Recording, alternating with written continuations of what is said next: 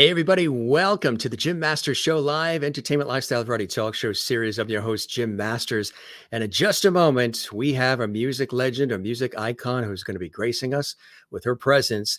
The incomparable Melba Moore is going to be joining us here. Yes, very excited to have her here. She truly is an icon, music legend, film star, Broadway star, award-winning vocalist, singer, actress extraordinaire.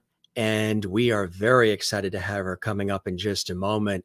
You know, she's an American prolific 5-octave singer and award-winning actress, Broadway, contemporary, soul, R&B, pop, rock, jazz, gospel, and classical.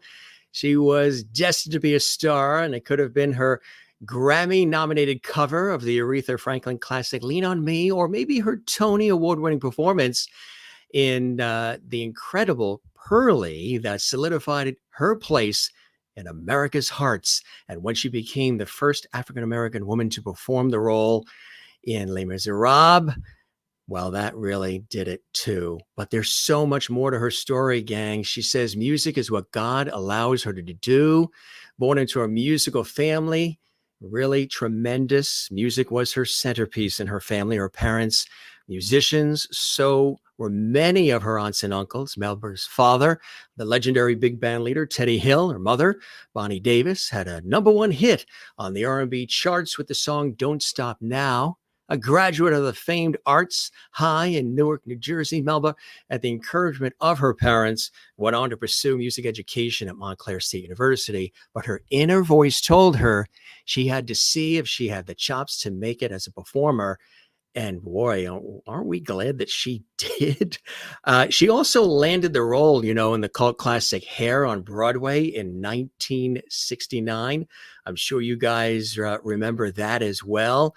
We're so excited again to have her here. Her story is extraordinary. She truly is an American, if not international treasure.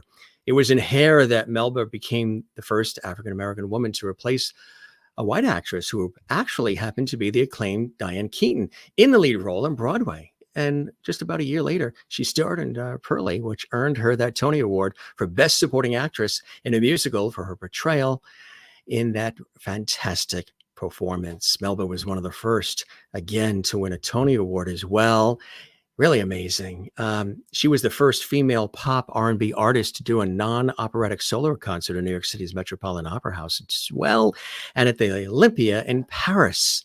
She was born to shine, as she has shined for decades. Miss Melba Moore is better than ever, too. An elegant living legend, humanitarian, a star of stage and screen recordings. She's done it all, and she has done it, gang, as we all know, so beautifully. I know there's many fans watching as well. I've always been a fan of her work. We were just talking about that, moments ago. Sometimes when you're a fan, but you're in the role of being a host, it gets tricky. So we will maintain our enthusiasm, but we're going to share it as well. What's really exciting is planning the stages to return to Broadway and television as well.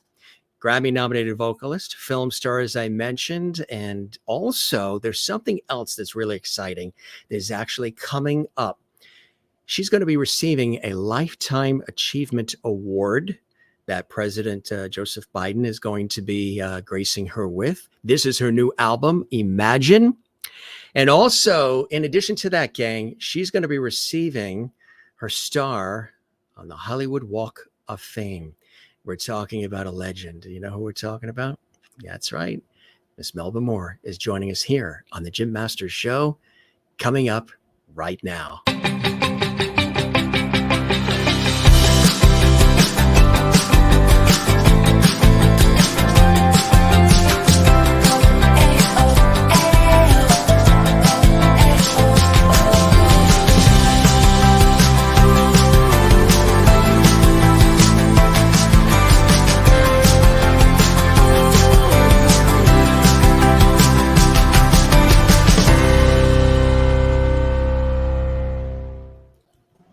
And there she is, the incomparable Miss Melba Moore, joining us live on the Jim Masters Show Live Entertainment Lifestyle Variety Talk Show series.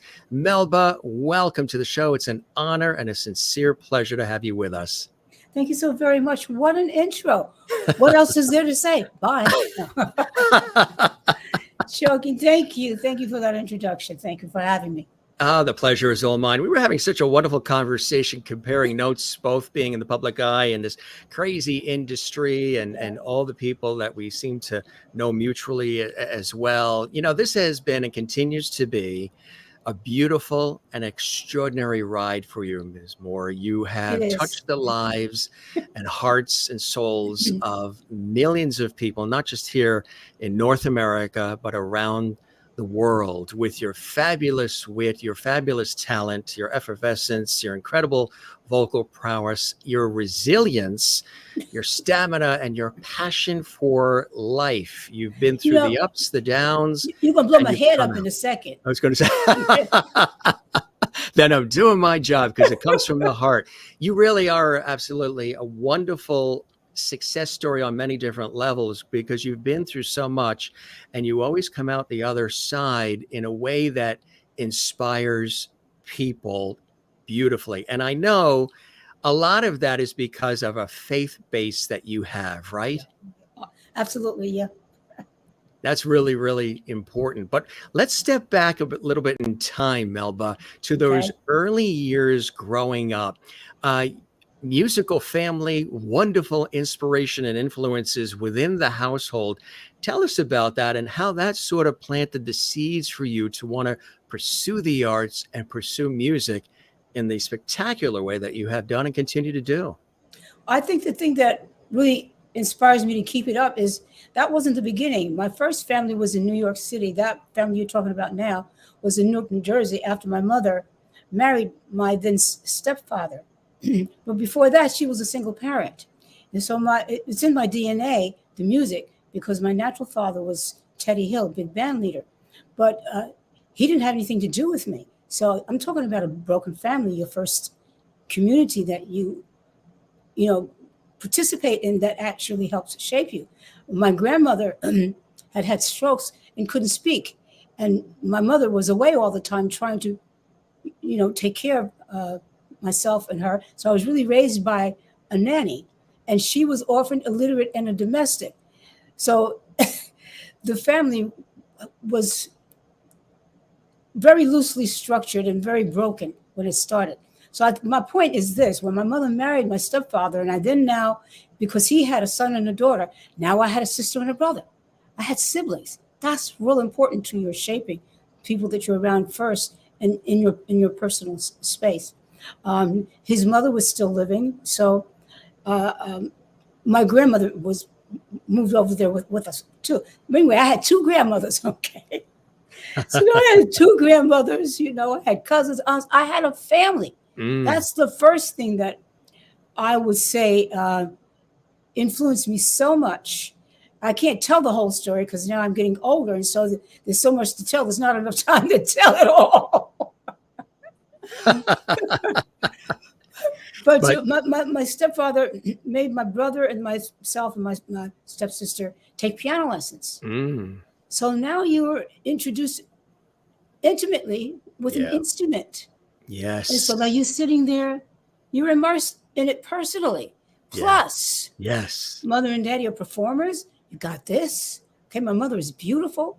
My stepfather is very, very, very handsome.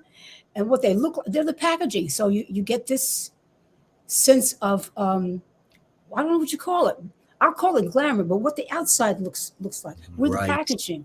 Right. And we're also the product. Yeah. Especially if you're a singer, it's actually part of you. So I can articulate these things all these years later. But as you started to tell it, I know I'm not going to be able to tell it all, but I got to start at the beginning when that wasn't there. There was no cohesiveness. It was broken. Yeah. I was sexually abused. There was a lot of things. Yeah. Really, I was before I got into my new family. I was already depressed. I didn't even know that until I, was grown and realized that you weren't supposed to be quiet and sullen all the time. But these are things that give me a passion to keep starting and to have my faith in God and not in myself, because I can't pick myself up, but He can. But those are the things that really keep me going, because everybody's going to have difficulties in life, and they get knocked down.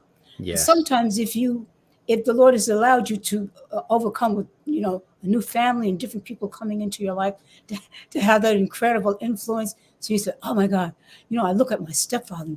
He looked at me in such compassion and understanding. He never hit me. The only time he ever got upset with me was to say, you've got to respect yourself. I said, what? And that is still amazing to me. I think human beings are amazing, because he showed me with what he did with making a new family with me, how a person can be made new. And so I think that's what I bring to this industry. And this industry kind of promotes that. What do you call it?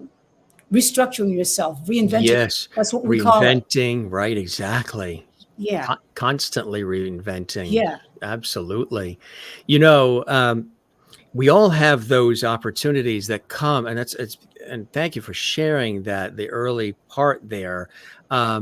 It sort of gives you then this resilience and this stamina to want to plow through, to want to make a difference. And also to help people that are going through. That's why it was so important that my first experience was as a public school teacher. Yes. And in the inner city schools. Yeah. In the Black schools. Yeah. So I know these kids had the same background as I did. And when they look at you, and if you strike a chord and they like you. Yes. Yeah. This is incredible. Yeah. And so incredible. I take that with me to the public arena. Would you like to get a word in? Oh, no, I love this. Are you kidding me? No, you and I, terrific with a pot of coffee. We do an all-nighter. Great conversationalists. Like I said, you're very passionate, and your story is extraordinary because you've had, the heights of the heights. You've had various bumps that come along, which comes with life, but you have this uncanny ability to pick up the bootstraps, dust yourself off, and get back out there and do your thing and continue to inspire, which is beautiful. When I can't do it, somebody comes and helps and picks me up. We all need that from time to time, don't we? Right. Yeah. But see, I get to tell the story, so it looks like I did it. I love that. That is so true. So this little cute girl here, there she is. What that fantastic smile, what were her hopes and dreams at that time, Melba? Oh, to learn how to be an actress and to learn, stage left from stage right. I was learning on the job.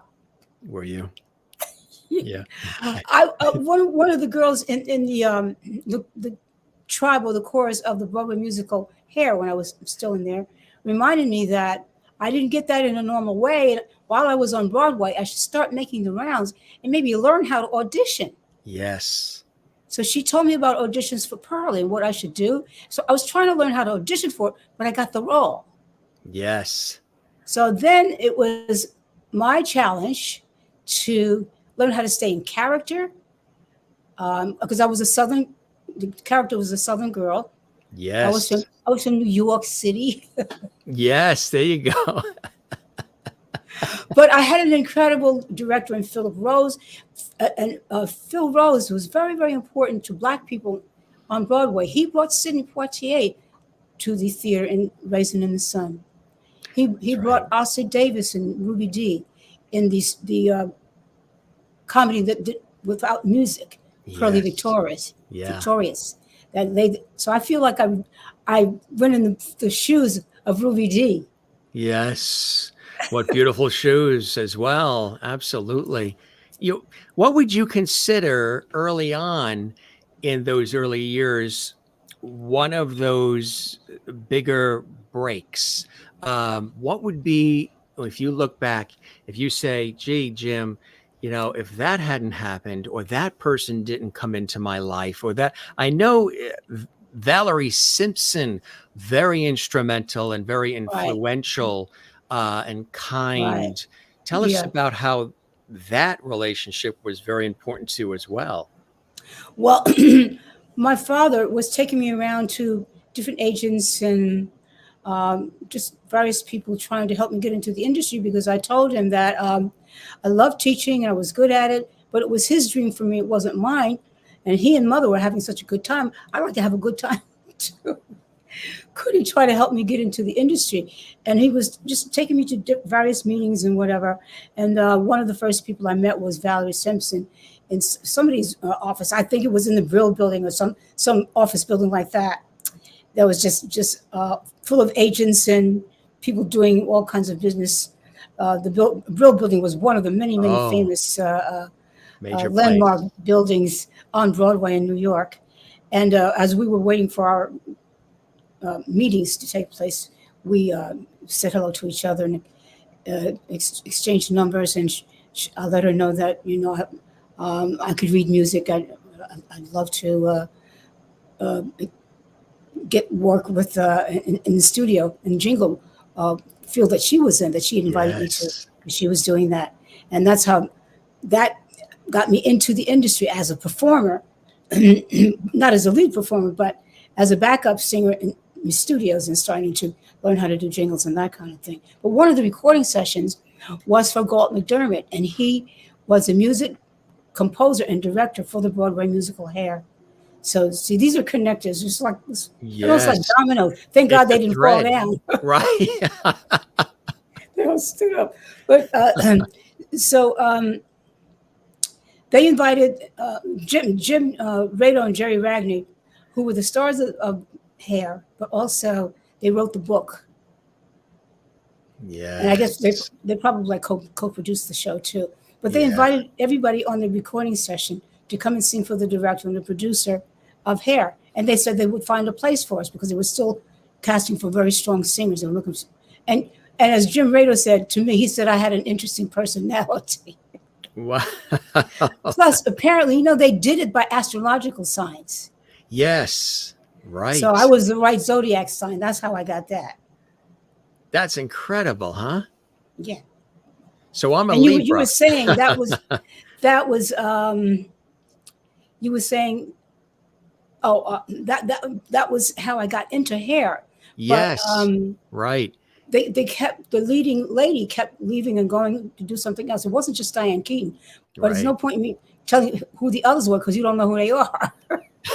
But you know who Diane Keaton is, okay? So you know that was an important thing. First of all, it would have been incredible if I had replaced any white girl. That was not done. Right. Right. Exactly. And these days, I don't know if it's necessarily done. It would be done now. I mean, if it wouldn't be a big deal now, but you can understand the cultural ramifications of you can't just do that. It's not just about race, it's about the story that you're telling about a culture as well. Right. Exactly. But in that case, in Hair, it wasn't. They could do whatever they thought they wanted to do, and they did. Which is quite amazing too. So that I had that happened chance to be in that place at that time, in that kind of a situation where it was really kind of an experiment going on. So what was in your heart and soul first for you in those earlier development years? Was it the desire to be the actress, or was it being a vocalist, a singer? Was music sort of neck and neck with that for you? Or it wasn't neck and neck. I only knew music. You only knew music, right? I had no idea that would happen for me. Yeah. Acting. It all came through music. I was I got a record date because I'm looking for some place to sing somewhere. Mm-hmm. And Valerie and all her cohorts invited me into that group of people so we could sing. So it was singing. Yeah. It was music. So when you were singing, were you performing like in school? Were you in plays and performances? How were you developing your skills? Not plays, no. Operas, operettas, musicals, concerts, recitals. It was all music. Yes. All music. Who were the folks that you were admiring coming up to, that you were listening to, that really inspired you along the way? Oh, maybe Connie Francis. Oh, yeah. I'm trying to figure out who would just kind of define the era. can't think of some of the names now, but it would have been like maybe Frank Sinatra, Johnny Mathis, Lena Horne. Billie Holiday. Yeah, those were my mother's era, but we heard them and we were part of them. Ella. And later on, like me, like Dionne Warwick, Aretha Franklin. There's so many. I can't think of all the people, but they're different eras. I'm trying to say too that America is just so rich, and I'm only mentioning the Black ones because I've been focusing on that, and we're still coming into our own. Yes. But there really was no Black radio, so it was in our clubs and in our homes, and it was the white artists, the great white artists. Yeah. So really, you talk about some of these experiences that led up to the career development. You've had so many. That's a good way to say it. Development. Yeah, it's what it is, and we all are living, breathing, entities, beings. So we're always developing and always, Right. perfecting in different ways. The opportunities that would come your way early on to get the name out there for people to really appreciate who Melba Moore, was at that time and what you could bring to the table and bring to a song. Tell us about some of those opportunities that came on early for you that led to some of these incredible hits. Oh, okay. We're talking about it a little bit later because although I had these incredible opportunities, well, I guess what happened in terms of putting me in front of the public and them knowing that my name was Melba Moore, it really happened with Purlie. Because once I got the Tony Award, I was thrust into television. Yes. And I had my own television show with Clifton Davis, which was a summer replacement for Carol Burnett. Yes, you did. Wasn't that fantastic? It was unbelievable. Yes. And we were in love too at the time. But you then guys are. Oh, you got pictures. That's Oh great. yeah, absolutely. I do my research. Yeah. Look at him, ain't he fine? The title of the show, and then Still there's fine. Yeah, that's a cool shirt he's got on. I wouldn't mind it. Yeah, huh? But then I was, invited to be on the Flip Wilson show, Ed Sullivan, Mike Douglas. I can't name every major television show. And later on, I did some guest appearances on soap operas and B. Arthur. Yes. Just Tim Conway. Yes. So many. So I really became almost like a household name on television after. Yes, that's right, with the television getting the Tony Awards. And of course, they would always say that, I'm from the show Purlie, so they would always remind people that I'm a Tony Award winner. Yes. I mean, what was that like in that role and that song, I Got Love, back in 81? When you got cast in that, you must have been, I mentioned that the incredible things that are happening to you right now as you and I are speaking. Lifetime Achievement Award president, Hollywood Walk of Fame, new album out, fabulous songs on Spotify, this reacquainting that's happening with people, new generations discovering Melba Moore's incredible body of work. In addition to those who have been following it all these years, it's exquisite and it's amazing. Yeah. A re-pinch me moment is what you're experiencing. I like that. Re-pinch me, please. Re-pinch me, please. There's write that down. There's your next song. Instead of please release me, it's re-pinch me, please. Write it down. You're hearing the hit as it's starting right here on the Jim Masters Show. But when that opportunity came to play that, what has become an iconic role, that was a real pinch me moment for you. What was that like when you heard you were being selected for that? Well, the way it happened was I was trying to learn how to audition, as I was saying to you. And so Philip Rose was interested in my acting. But as I was telling you, I was raised by a nanny who was an orphan and illiterate and a domestic, and shuffled from sharecropper. She didn't even live on a farm, because a sharecropper doesn't own the farm. So instead of having acting lessons, I was raised by the person who I was really imitating. So people thought I was acting or that I knew how to act because I could slip into her, but she was like my surrogate mother. So that's why I was able to do that particular role so well. Yeah. To the point that I have a picture of, God, I can't think of her name now. I'm sorry. No, that's okay. It happens to every single guest. They're so overwhelmed with being on the Jim Masters Show live that they forget some of their story. But it's like two really legendary, iconic artists that are handing me the Tony Award. Helen Hayes. Oh, Helen Hayes, yes, of course. HH. Remember the double H next time, right? Helen Hayes.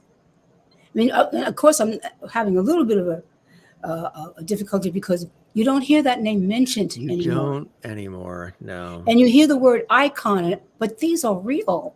Yes, yeah. Legends. Yeah, these are, yeah, absolutely. I'm standing between them and they're giving me the Tony Award. And that feeling is... Well, I got the picture up on my wall, so I remember, because now it's getting to be many years ago, just what a special place I was in. And I don't know if you can really relive these things. So much happens, and you don't want to lose them. So I feel like this is happening again. Yeah, it is. It is. For those watching, I mean, Melba Moore for decades of music. I mean, like I said, Broadway star, film star, television star, all of that. But at the same, Grammy nominated, Tony winning, all of those fabulous things. But at the same time, people are also rediscovering, and some for the first time, this incredible body of work, this amazing voice, looking back at the old videos, watching clips on the internet of your shows and falling in love with it, and also craving it, craving Melba Moore, craving your personality, craving your beautiful voice, craving what you've always brought to the table. Because as you and I were saying before we went live on the air, we use the word levity on this show a lot because I said light, love, and levity, and I said it too fast. Yeah. The world needs more of that. And you've always presented that, with your incredible, elegant, and phenomenal style that you've always had and still have today. People are craving what you're offering. You know what, Jim? And you say it in a very nice way, but I think it's much more urgent. We're in much more of a devastating place in the world. And I think it's being brought to, my music and everything is being brought to the forefront because I'm getting the Presidential Lifetime Achievement Award. That's incredible. I didn't say it for you to applaud. No, are you kidding me? Absolutely. I'm saying it. I'm not saying it the right way. I'm getting two different awards. But I think what's happening here underneath all of this, one of the awards I'm getting is for volunteerism and community service. How do you get a Lifetime Achievement Award for that? I didn't know they gave awards for that. But I'm getting one for that from the president. And this is because there are people who are kind of missionaries. Yes. And they go around doing good and donating their time and making sure that people are well and really helping to take care of and heal the world. And they're saying, I'm one of those people, and they're giving me the award for that. And I think that's the power behind this all. I think we're pleasing God. And he's saying, okay, you know what? I might even give you a little hit record along with that.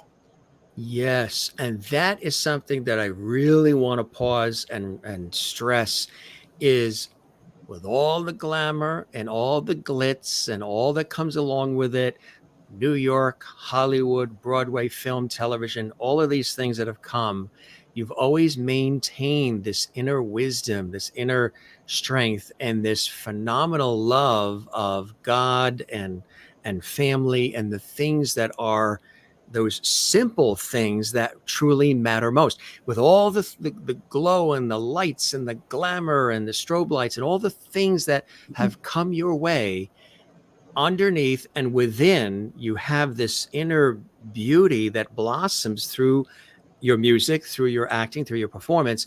And I think people recognize that. I think they tap into it. It goes deeper than just the fantastic entertainment value of what you present. That's there, but they know that there's a lot more to Melba than just that. And it's a beautiful thing to be able to share with the world, as you have and continue to do. I think that part of me is what empowers my art.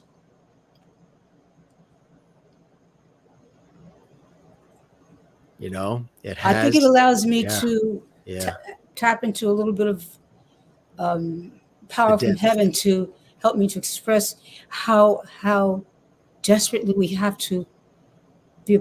All of us have to be a part of this and choose Yes, this and fellowship with each other and in whatever it is we're doing, and show each other how precious we really are.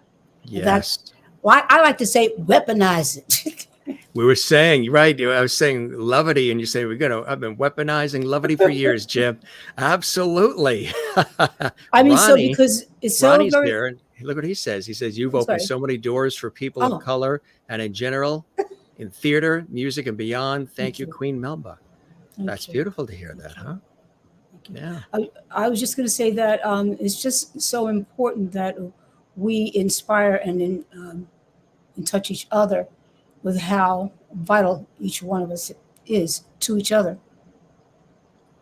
Yes, that's an underlying statement that is so important for people to hear, Mhm. and for people to relish, and for people to really, really celebrate. When you, I love all these fabulous photos too that we sort of dug up here of you over the years. Not only, we've been talking about music, we're going to talk about some of the hits and everything as well, and fabulous new things that you're doing. But you're also a fantastic, and continue to be, extraordinary style icon.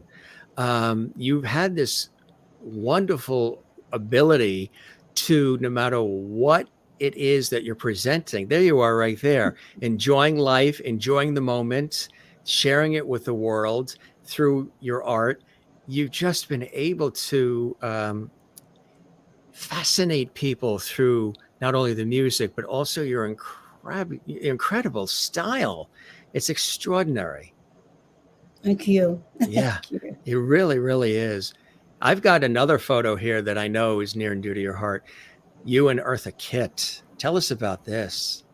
Oh, now she's the madame, the diva, the Tell us great one. about This this. is from Timbuktu. Yes. We're co-starring with each other.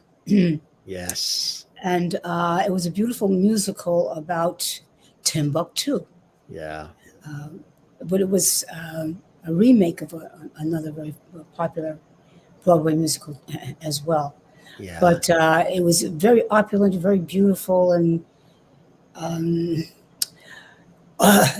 those of us who are old enough to know will remember, "Take my hand, I'm a stranger in paradise, Paradise. all lost in a Do do wonderland, do a do stranger do do do in do do do. paradise," Yes. etc. Very nice. Very Beautiful. done. That's beautiful. Beautifully done. Uh, no, that's so true. Absolutely. And that's a fantastic song. We're just going back in time and looking at some of these incredible things that you've had an opportunity to be a part of. When you had that opportunity to get involved in the world of television, like you mentioned with Clifton Davis and other shows and specials, what was that like for you when you had that presented to you? Of course, you're excited and you want to do it, but I was used to music and singing, and then I was starting to get used to live performances. And television is just the opposite. The camera magnifies everything, so It you have does. to kind of like be aware of exactly what spot you're in, the angle that the camera's in, and that it's probably going to be close up on you, so you can't sing so loud. You have to do everything just the opposite. No, you got So to tone it it's down. like, okay, I'm just getting used to this one world. Now put me on Mars. Right.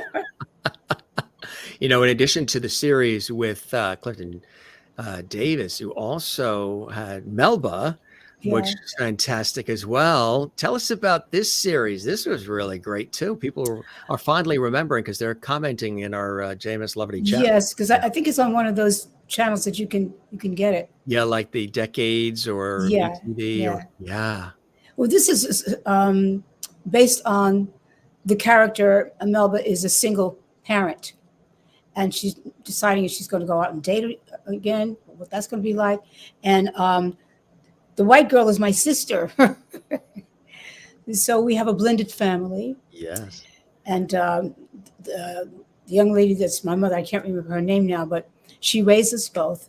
And then Jamila Perry plays my little daughter. And we're kind of a modern family trying to see, how we're going to make it through. And my sister's trying to find, romantic interests too. And and I'm trying to figure out what's going on with my ex-husband. Yeah. And his new date or his new fiance is buying my daughter gifts. And that doesn't really sit too well with me. Sit well. And I'm very petite, so I can't fight nobody. So we have to work it out. But it's basically how do you get along now that you're what do you call it? A reconstructed family. Yes, right, exactly. Yeah. Right, exactly. I know that people still remember that show fondly as they do the series with Clifton Davis. You have a desire to come back to television? I'm sure I will, because everything is being handed to me again. And Is that so, amazing?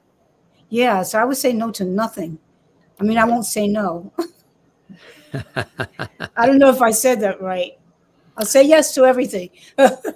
Well, Linda in Florida says, Melba, you are very photogenic. You are a beautiful woman. And Maureen in Arizona says, Melba, I just want/need to know where you found that fountain of youth. You are absolutely stunning. Oh, I was trying to pat down because I know I'm absolutely greasy. Merlin wants to know, I guess, talking about some of the incredible fashions, because you've had an opportunity to adorn some beautiful fashions. Favorite designer over the years? Have you had a favorite designer? Oh, many. Matter of fact, let me give some shout out to the one who's working with me right now, and he's going to do some really great things for my presidential award, which comes up on August 26th. His name is David Joseph, and he's out of the Boston area, and he's been outfitting me with some incredible things. People have to go back and see a performance that I did on a concert that D Nice did in Brooklyn. You got to see this outfit. Oh. I'll tell you one thing. Yes, I got to go to the gym every day. I have to treat myself like I'm an athlete, special diet, Yes. skincare, stay healthy. Yes. And of course, with singers, there are a lot of things that if we eat them, we'll get laryngitis. Yeah. But what I've discovered from that, a lot of those same foods, like if you eat a lot of meat, they don't digest very well. No. And when they don't, they sit there and eventually cause things like cancer. Yes. So these are some of the things you find out. And then when you stop doing that and you start eating proper things like, broccoli, cauliflower, Brussels sprouts, carrots, asparagus, lots of vegetables. They can be sauteed a little bit or anything. And, fresh fruits. Yes. It gives you nutrition. Have you always been aware of that throughout your career? No, I spent my early days as a child very sick with asthma and pneumonia. Always, of course, normal children's things like whooping cough and that kind of things. But when I've had, I said pneumonia, yeah. But when I came onto my own, I looked in my medicine cabinet and I said, I don't have anything but medicine in here. I should have cosmetics in here. And I started doing some investigation. I remember one of the first books I found was Dick Gregory's book on diet. And I started to investigate what happens if you change your diet. And I slowly began to change my diet. And every once in a while, I kind of fell off the wagon. And I remember one time I was on a big tour and kind of forgot. And I ate a lot of steak and red meats and stuff. And sure enough, it backed up on me and I got pneumonia. And I learned a lot of things by getting very, very, very, very, very sick, and some other things that I don't think are appropriate for this program. But I learned the hard way. I've been very, very sick, even nigh unto death. Yeah, yeah. So I really, once again, I value life and what is it made of. And if it takes some suffering and some discipline, Right. Because you don't just stay alive. Look what happens. Right. I swear, I believe that people find out what their focus is in life, their lives will blossom like this. I don't think I'm not special in that way. Yes, right. I hope to be, because I'm in the public. Yeah. I get to tell a story. Yeah. But it's for everybody. Exactly right. And I think that's a beautiful thing. Lisa and Angela is here, and Lisa says, please give her my heartfelt hello. We've never met, but I am one of Teddy Hill's granddaughters. Oh, that means we're relatives. Isn't that amazing? Wow. Lisa, I love you already. One of these days, maybe we'll meet. Absolutely. Lisa, welcome to the Jim Master Show Live, and thanks for that super chat. Beautiful words there. And there's your heartfelt hello to Miss Melba, and she sends it back to you in beautiful style. You know, like I said, this wonderful sort of, I don't want to say resurgence, because you've always been there. Well, I've always been here and everything, but the resurgence that is happening, like it's like I never, when I got the Tony Award, yes, when I first got nominated for a Grammy Award, I never got a presidential lifetime achievement award. It's the same excellence. I don't know what the word is. Hollywood Walk of Fame star. Yeah, these are amazing, and I think they're just once in a lifetime kinds of things that happen to a person. Right. Exactly right. Exactly. When you got the Grammy nomination, tell us about that. That was extraordinary as well, and another big moment in your life, Melba. Well, okay. Now, I'm thinking of two different things. I've had several Grammy nominations. So those what was the first one like? That first taste of it? I know it was wonderful, but I've had a few, and I remember going to the Grammys and going to the parties and see all the important people there, and being in the same category as somebody like Tina Turner or Diana Ross or I don't know, some great icon. I didn't get it, so it's not that it didn't mean anything to me, but I remember being more impressed with who I was in the category with. Yes, sure. Absolutely. But the other thing that comes to my mind is that some of my personal articles are now being housed in the Grammy Museum. Isn't that amazing? Isn't that incredible? I said, oh my God. So they approached you and they said, we want to include this in the Grammy Museum. What are some things that are placed in the Grammy Museum? If people go visit, what can they see? Well, this is a Grammy Museum in Newark, New Jersey. Right. So they'll see an incredible gown that was designed for me by David Joseph, one of his incredible coats. He likes to make me these big, unbelievable coats that go forever and are these beautiful colors. And they're so rich. Anybody who puts this on, if you're not, you will become a queen. His outfits are they're couture. They're costumes. They're not outfits. So you'll see that. Also, I'm trying to think. I was responsible for having Lift Every Voice and Sing entered into the congressional record, and now considered our official Black or Negro national anthem. That's so right. That's extremely important. Yes, you were entered into the United States congressional record as the official Negro national anthem in 1990, and was just named an American Oral Treasure by the National Recording Registry of the Library of Congress for your co-produced recorded rendition of the anthem. Yes. Congratulations. And thank you for saying that. That's too much for me to say. Don't worry, I got that part covered, right? Thank you. Lift every voice and Yes. sing, Yes. which again, these are the kinds of things that people need to hear anyway. In addition to, and often, in addition to wonderful honors like that, as a multifaceted artist, you've always been a wonderful philanthropist as well. You're always sort of reaching deeper and pressing harder and ever challenging yourself, right? Keeping the audience on the edge of their seats, but knowing that really whatever happens next will be at least an exciting visit and as exciting as what has happened before. You've always been open to that, which I think is a beautiful thing, Melba. We can't guarantee that, but we're open to it. And I think that also means that you have to be a little bit courageous and try to open your heart to aspects of yourself that maybe you're not familiar with, that someone that you could work with or may bring you an idea, may be great for you. And that way, it seems like you're reinventing yourself, but other people are showing you different aspects that are relevant now and what's going on now. And you don't really change, but you evolve and you fit into that community so that you fit into you stay relevant, I guess. Which you always have. I mean, you really have. What I think too is so beautiful is your humble nature, with all of these honors and awards and everybody talking about the things that they're talking about.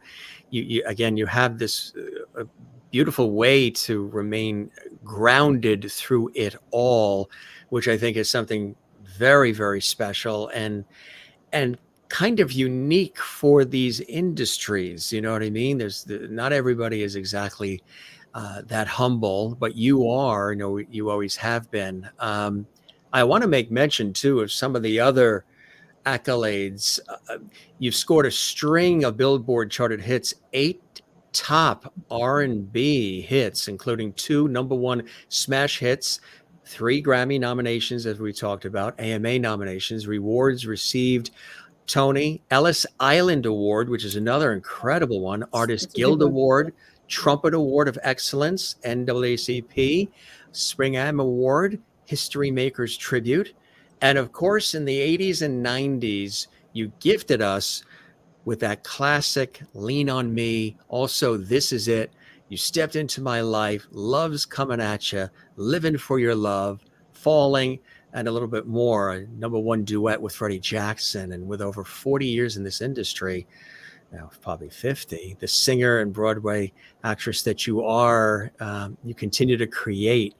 But just looking at some of the iconic nature of all of this, it's extraordinary. Did you ever think that this would be like this, Melba, if you looked back at it all, or you just were plugging away and doing you were living you? What happens is, once again, I'm not a songwriter, so I've had incredible help, getting songwriters, producers, record companies.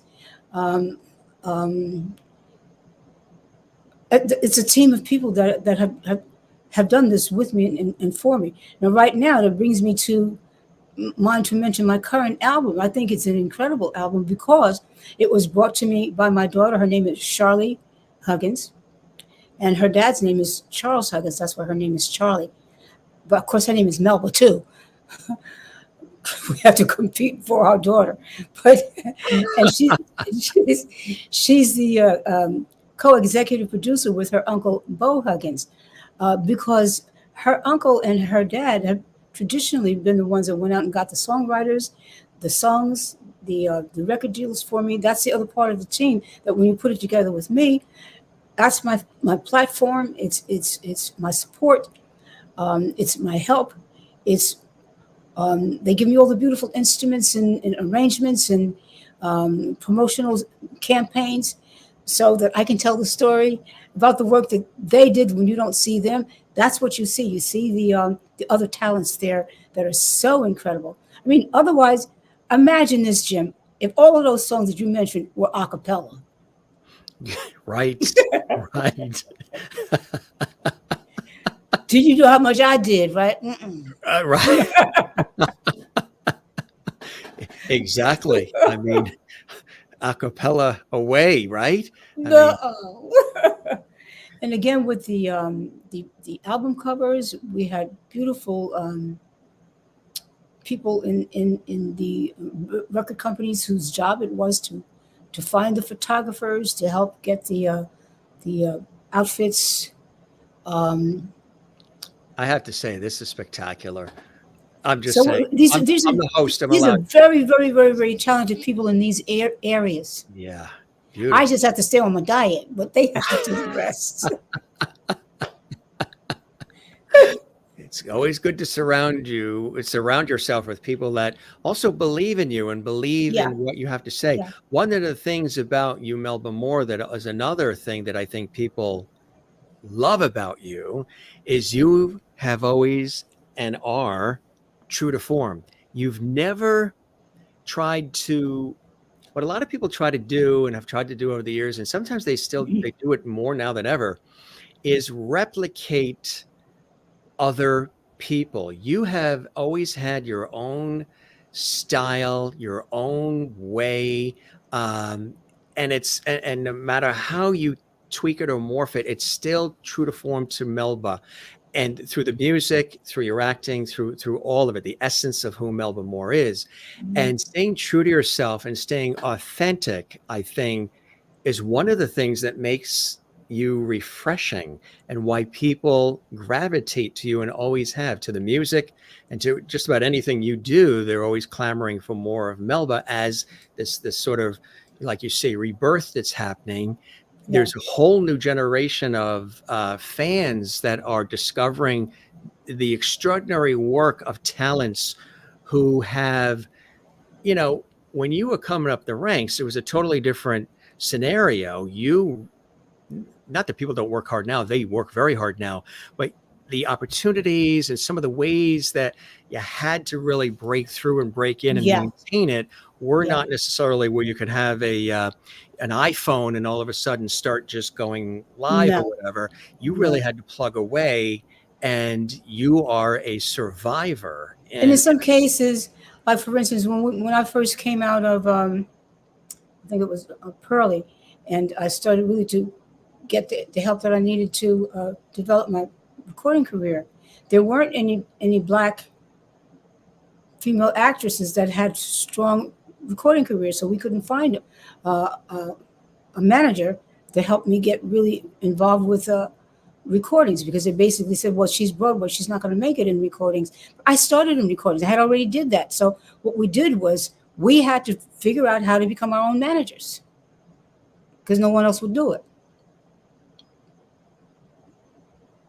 that's right, exactly. And you sort Really of learn, speaking about hard work. yeah, learn by doing, right? Learn by doing. And even the music industry itself has changed greatly as well. Now, it's the downloads, things of that nature. But people still have to manage and organize and build Yeah, businesses, and they have to figure out how to do that now. For instance, when everything got shut down, yes. a lot of that stuff is never going to come back.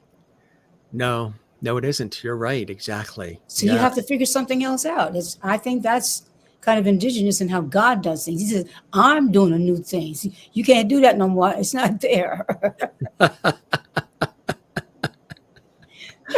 So now That's, what you're going to do, you got to figure out what to do. you best pivot quickly, right? Get your roller skates on and start pivoting While fast. while we still got roller skates, because God might say, I might do something else. So hurry up.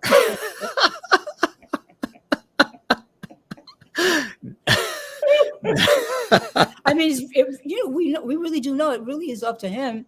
But I think Yes, sometimes if yes. you don't have those circumstances in your face, maybe you don't quite know that because we do live by what we think is real or what we know to be real. And we keep trying to do that. And then as you see, I guess if you have time, like I have longevity now. So remember how this happened? Maybe this is similar to that, or maybe leave yourself open to this so you might have another chance to do it a little bit longer again, and just keep looking for what you now know. There are going to be changes. I mentioned that because I remember coming from a musical family and performance, them having the same challenges, trying to stay relevant after they become mature, and Yeah. everybody thinking, oh, that's just a fad, that's just going to be gone. No. No, uh, not really. Right. Certain things lasted, and then whatever it is they were doing, that eventually faded and something else came. So what are Right. you going to do? How are you going to continue on? It's here for us now in this form. And when these seasons play out, there's going to be something else, hopefully. If we don't blow the sucker up, Exactly. if somebody don't blow us up first. Yeah. We'll Where have do to you? see what's going on, in nature. We have to Yes. preserve the planet. Yes, that's By very the way, did you important. see that new telescope that they got? You could see. Oh, yes, you could see other, like other galaxies and other. Right? Isn't it incredible? Yeah. There's always something And someone new. said, when the devil was thrown down from heaven, he was thrown down to the third planet from the sun, and it was Earth. It was us. So somebody spiritually has seen that. That's why I believe in God. The other planets got sick of him and sent him here. And he's still on the way down, but He's he's still passing on the through way here. down. Um, Well, I don't know. I'm just no. saying that. It's a beautiful thing. It was gonna lead me to say, how you've called upon your faith as a source of Yeah. comfort, guidance, love, and strength over the years. Um, One of the things about the kind of work that you do and that I do in television, radio, and all is to make it look effortless, to make it look fun, easy, because you want to take people away from the craziness of life. You want to Yes. entertain Yes. them, inspire them, think about the Yes. beautiful things in life. For you, tell us about how having the base of faith has really gotten you through a lot of life in a beautiful and long-lasting way, Melba. Well, I think about now because it's time to pass the torch on to my daughter and help her to become an entrepreneur and do the things that she wants to do. And I think what I want to do is be an example. This is what I believe. I believe that the joy that we have is not our own. And when we know that it's not our own, that it's the joy of the Lord, it's a different kind of joy. It comes from a further different place. Like, for instance, it's not like, you always got to have a smile on. That's not enough. When you know it's the joy of the Lord, you're happy to smile for him. And I think he gives you a greater reward. And part of the reward is people can see that. So it's a bigger light. It's a bigger joy. It's a bigger power. I think so. It's a bigger vision. Yes, it is. I think so. Yes, it is. Absolutely. Yeah, that's so beautiful and so incredibly inspiring. I hope you're following along, Lovities, far and wide, watching all around the world. Of all these incredible songs, too, that you've had an opportunity to interpret and present, do you have, this is very hard because they're almost like your children, the songs. Do you have some personal favorites, some that you have had the pleasure of, and there's more to be sung, but those over the years that you have sung that really are the ones that are your personal favorites? They really resonate with you. And I have quite a few, and some of them are not hits. So if I tell you what they are, you won't even know what they are. There's always You know? B-sides. Well, of course, I can tell you one that everybody knows, of course, is Lean on Me. And I got it from a B-side of an Aretha Franklin record. So Right. for those who know about albums and how they were, the B-side was what you threw away. So Yes. I like to say I took the crumbs from the Queen's table when I got Lean on Me. I took her throw. Yeah. Sometimes there are gems on the B-side, if you just. Yeah. And that's one of my favorite songs.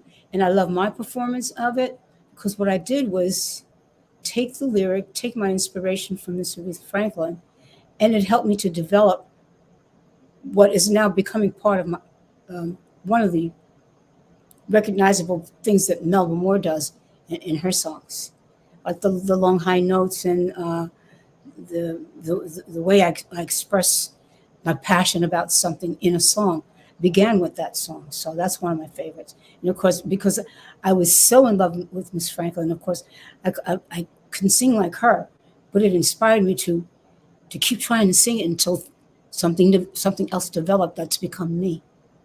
So that's one of my favorites. Absolutely beautiful.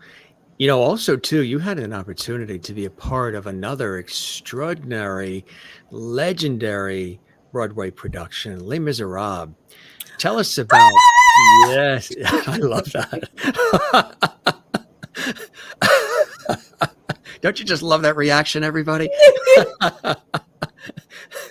That really extraordinary for you and for everybody that had an opportunity to see that. What was that like when that opportunity came your way? Okay, now that's a real pinch me moment. That's another pinch me. Yeah, you're gonna get sore after this show. Well, the hero of that story, his name is Richard J. Alexander. Oh yeah, he's terrific, isn't he? Amazing. Yes. And he used to do the casting for the show. Yeah.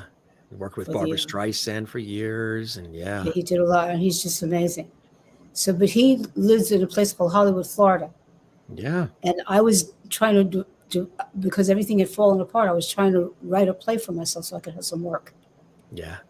And I was doing it in his little storefront theater, and he came in to see it.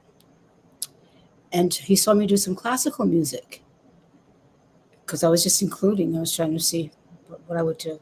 He said, I didn't know you could sing classical. I only knew you from Purlie. Yeah. And I'm trying to think. By that time, yes, I had recording. So that was because that was 1990 or something like that. Maybe later in the 90s, I think. Yes, right, at least.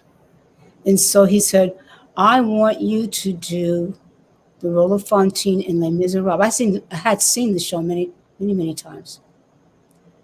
And he says, I'm not lying. I know you think this is crazy, but I want you to do that. And if you just wait on me, I'm going to call you back at a certain time, and you're going to do that show. He says, you make me one promise, though. You can't sing it like R&B. Right.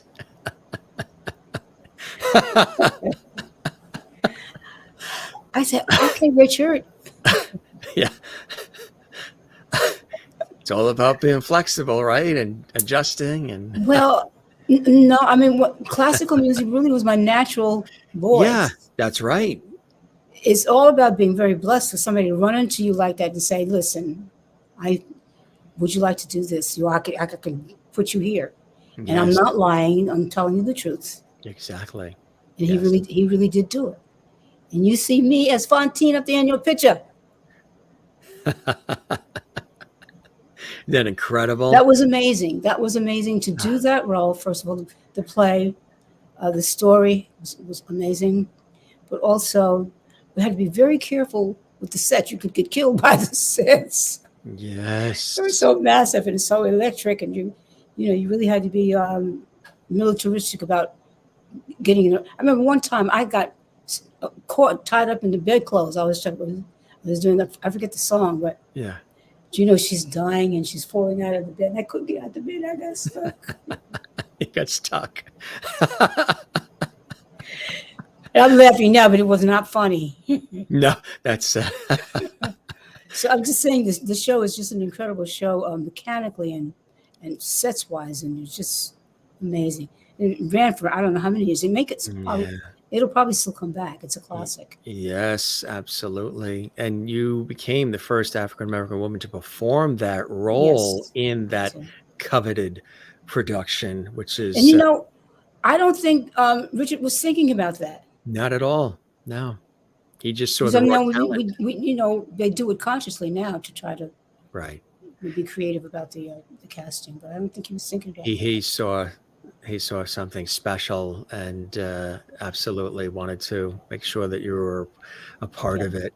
Yeah. We're looking at some of these cool albums too. I mean, and the covers, that's one thing that I think it's starting to make a comeback a little bit. The cover art I know LPs are trying to make a comeback. But Just people having, want them. There's something tangible as well. yeah, you're right. Exactly. It's that tactile feeling. And Yeah, people will be excited to see the cover and open it up and read the inside and everything. right. And you must have had fun on a lot of these photo shoots for Yeah, these yeah. covers, huh? Yeah, I mean, it was really where I learned how to. I could be a model. Yes. I mean, in terms of not knowing how to work the camera and You were never clothing and approached to wardrobes. be one over the years? I would No, imagine, huh? Wow.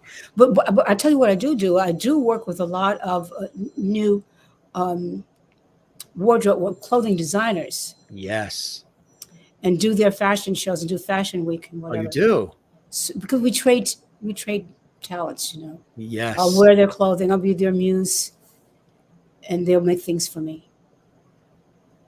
I was giving a shout out to David Joseph from the Boston area who's doing some things for me for the presidential awards, but I've got people vying to do things for me for my Hollywood walk too, Isn't and that some other incredible? things. Yes, and and to allow me to celebrate Fashion Week with them when it comes to different one. So I mean, they'll make something for me for Fashion Week. So Right, yeah, I've exactly. learned to do that and to actually act as a model. Yeah. Also too, we'd be remiss if we did not include, as I mentioned in the introduction, film star as well, because you had opportunities to be a part of some really fantastic films. You were in All Dogs Go to Heaven, The Fighting Temptations, Cuba Gooding Jr. and Beyonce, Mhm. as well as, we talked about the television side with the Melba Moore show and everything, but Yeah. you were even on Falcon Crest, Ellis Island. Mhm. You produced Melba Moore Live, concerts for television, profiled in the docuseries on TV's One's acclaimed Unsung. But going back to the film side of the Melba Moore story, tell us about being in film and some of those incredible films you've had an opportunity to be a part of. Well, I think the last one I did was, or that I was able to participate in, was Fighting Temptations, and because that was important to me because there are a lot of comedies, especially done by Black artists, that I think sometimes disrespect the church. But I don't think that Fighting Temptations did. It was hilarious. It was absolutely hilarious. But the talent in it was unbelievable in all genres. But I think they still respected the church, and that's what I really enjoyed about it. I remember the opening scene is a funeral scene, but it's a duet done by Ann Nesby and Shirley Caesar. That is ridiculous to hear those voices together. Yes. Then of course you hear Beyonce Yeah. singing some gospel songs and a lot of gospel music in the show as well as like the OJs and oh Yolanda Adams. Oh God, Mary. Oh geez, just the talent. Just I get excited just being and the acting talent. Yeah. I hadn't been, I wasn't going to the movies. I still don't really go to the movies. Just focusing. I don't want to put my mind on anything that's not going to build me up and everything because I want to be transparent and be filled with that. So I don't really go to the movies very much. So I didn't know Cuba Gooding Jr.'s work. Now I know it's Give Me the Money or Show Me the Money. It was one Right. of his classic Exactly right. Yeah. films that he did and was very, very, very talented actor. But he's also a great athlete.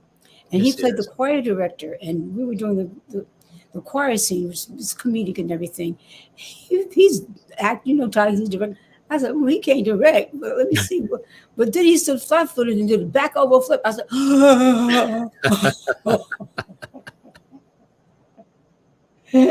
I was gagging.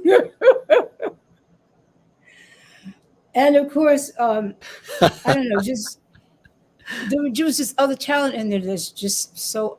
I thought the talent in it was just so wonderful. It's so unbelievable. Yeah. But it was still very, very, very. Now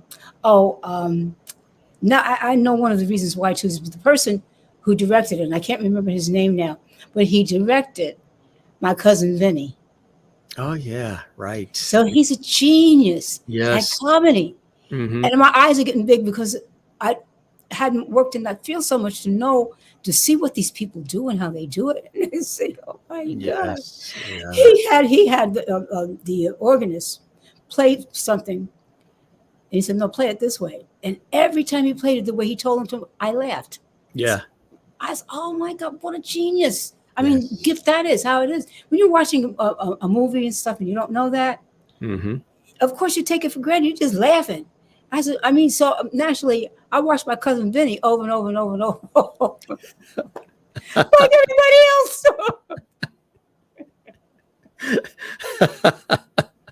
Because it's written so well, and I can appreciate it from that. But I haven't really spent a lot of time focusing on the technical expertise of that area. But actually, I'm going to, because I think I'd like to do comedy.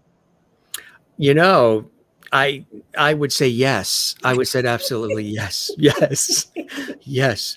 Because you have a certain wit that's very dry and automatic and effortless. And that's another thing I love about you. And folks are seeing it even now on this episode of the Jim Masters Show. And comedy is not always easy. If somebody comes from a dramatic, it's harder for people that come from drama to do comedy versus they say, a lot of comedians say going from comedy to drama. But you would, if another sitcom came your way or another film, I hope I'm putting it out, and I'm putting it into the space. And now I'll remember to take it to my prayer, to ask the Lord to send me somebody that can do something with me. Can do something. I think you've done quite a bit with yourself, Ms. Moore. I mean, with comedy. If I were to do film, I would like to do comedic film. Yes. Have somebody use me that way. I don't know what I would do, because I haven't had an opportunity to do it except for Purlie. Yes, right. And Fighting Temptations, where God, I can't remember her name, but in one of the earliest funeral scenes, she pushed me right out the frame. I thought that was hilarious. I like physical comedy. I was going. Push you right. The other way. I was going. There she is. I'm just going to ask the Lord to send me that way, for someone to, or have things develop to the point where I get the opportunity to do some comedic work in film. I'd like to do that. All right, producers, you heard it announced on the Jim Masters Show live series that Ms. Moore would like some more comedic work. So feel free to connect. She'll have her people call your people and work it all out. In addition to everything else, too, you one of the other things, too, that you've done is the recording projects that have included, of course, gospel albums, too, including the CD Nobody But Jesus. And in 2002, you released I'm Still Here.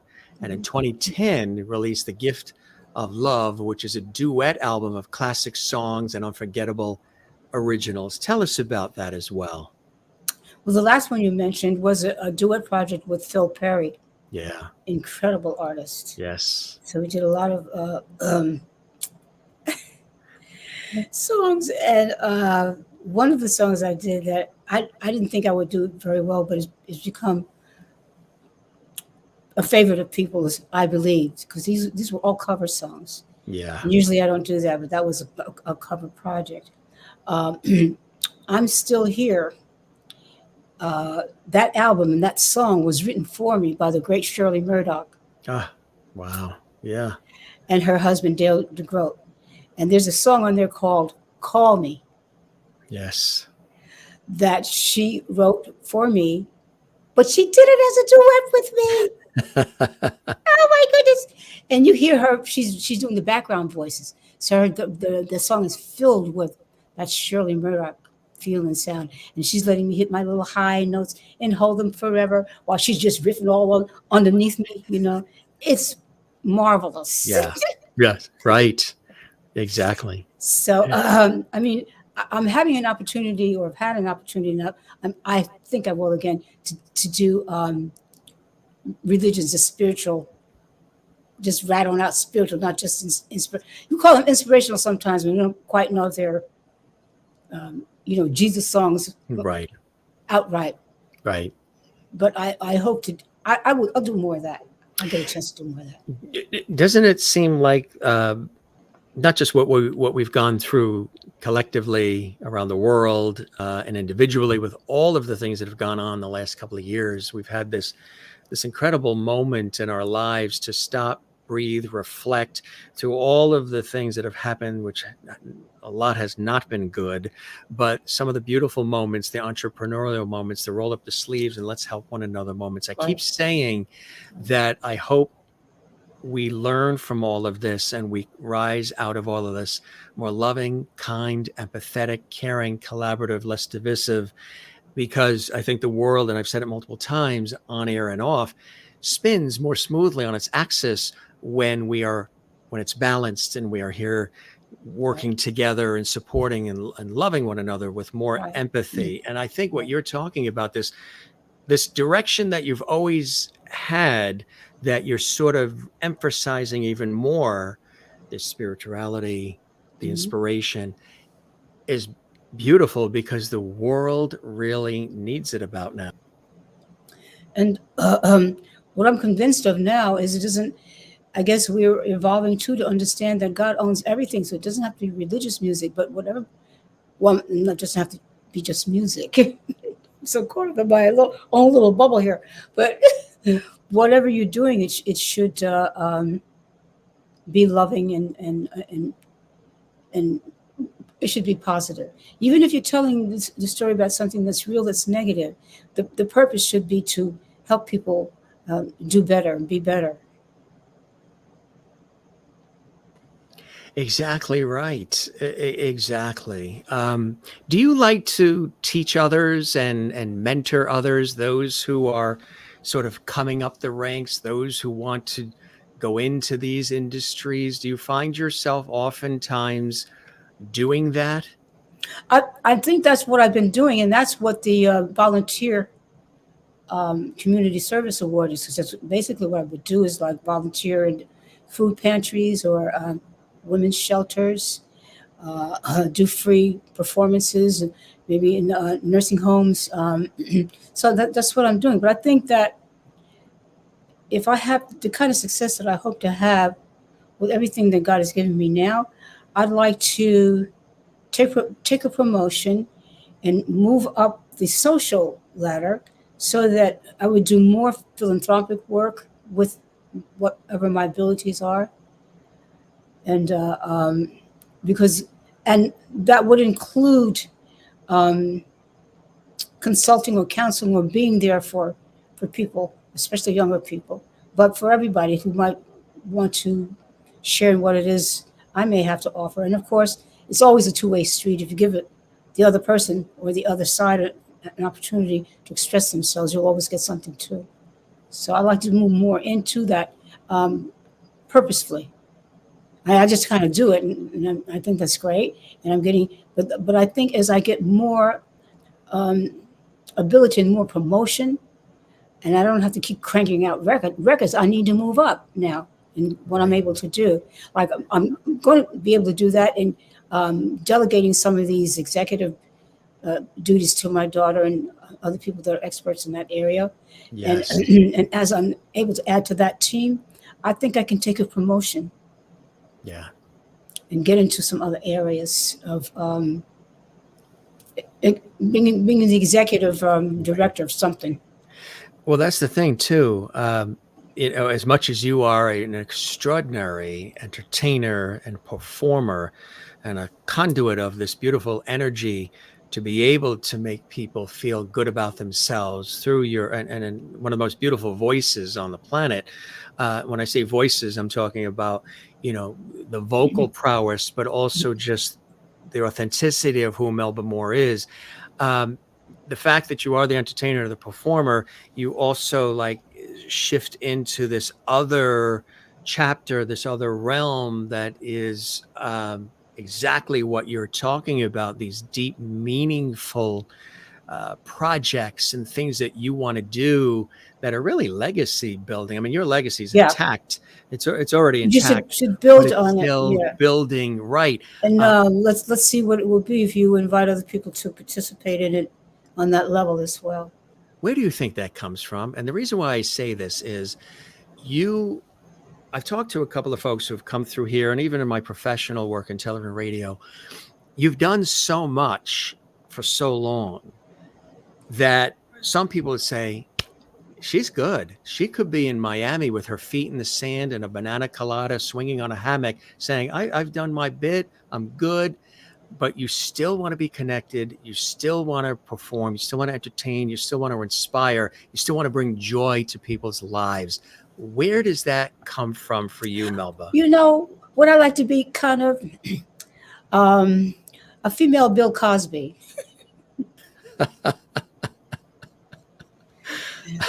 Because he's an incredible genius entrepreneur.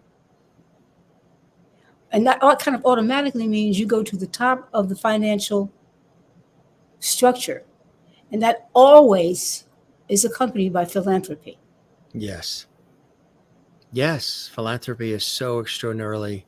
And I think that is where the real power and wisdom is. And it doesn't stop you from still singing if you want to sing or whatever. Yes. Yeah. I've seen him do this. And I know at certain times I've been invited to go to what we used to call, the rubber chicken dinners, where all the powers that be are. Yes.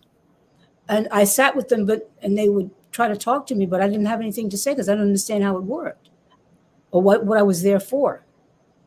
But I want to understand it better now. You're there because these were all business people and heads of businesses. Yes. And so they were there to make deals or talk about dreams. But that wasn't my dream then. Now this was my dream. And now I think I've built up to that. I fellowship with them and make some things happen on a large level for myself and for other people. Well, it is. And then I get up and sing. And then you get up and sing. Right. Because I want to. It's my party. Yeah. You mentioned something recently, I think, and I think it's really brilliant and very important for people to understand, especially those who are getting into these lines of work. It is, the art of business. It is show business. Right. And knowing, when people first start out, they're starting out because of the love of doing the craft, love of expressing themselves. You're saying it so well. Go ahead. Yeah. But yet at the same time, while we're getting those opportunities or creating those opportunities to be able to express ourselves and who we are and in a heartfelt, soulful way, sometimes we don't think about or not even aware of the fact that the P's and Q's, the I's have to be dotted, the T's crossed, and investments made, and things have to go in a forward movement. The business side following the show part, the artistic part, that's absolutely essential, isn't it, Melba? Absolutely. Matter of fact, I think they're two sides of one coin. They are connected. And it's not just the industry, it's life. You have to work, or there has to be financial income. So mine is singing, and entertainment, but it's for everybody. Why is doing this work so important to you? What are the blessings and joys in your life that it has not only given you and continues to give you, but sort of blesses you in a way that fills your cup? Nothing tops family and the love of family, and your love of God, numero uno. But in terms of Melba's crafting out of Melba in this artistic way, what are some of those blessings and joys that this extraordinary ongoing career has given you?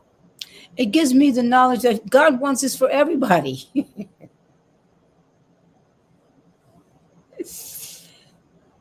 He wants this for everybody. There's enough levity to go around. Each person, if they will pursue, or if they, I don't know how to say it, that's not quite right. This is what God wants for people. Yes. And whatever he gives them to do. Yes. I think this is more what we call charismatic. He made it that way. Yeah. Because it carries a certain power of the spirit that people experience, Mm-hmm. but it's in everything and in everybody. Yes. So Absolutely. what gives me great joy and excitement, I get to express it. Yeah. And I remember, I don't know, it was a child with Down syndrome or something like that. And they said in the little way that they could say, I show you who you are. Yes. That's And someone beautiful. who does that very often is someone who's very needy. Yes, right. We need each other. But I think the arts are supposed to express that in a way that's charismatic and connects with people. And I'm Yes. really grateful to be that's what I'm supposed to be doing. And even if I have to fight to do it and struggle to do it and strive to do it, Yeah. I know it's for me because he always gives me a way to continue to do it. But it's for me to say that now that I got the microphone, Yes. it's for you too. Yes. Right. We're kindred spirits in that way. And I'm really in touch with what you're saying, because I've always said that I was born to not just have the lights on me. Maybe I've earned it, worked for it. Maybe it's part of what comes with what I love doing, like you. But I love sharing that, sometimes even turning the light around Mhm. on others that maybe need a little of that light, or maybe the light could uplift them. I think that's so beautiful and important.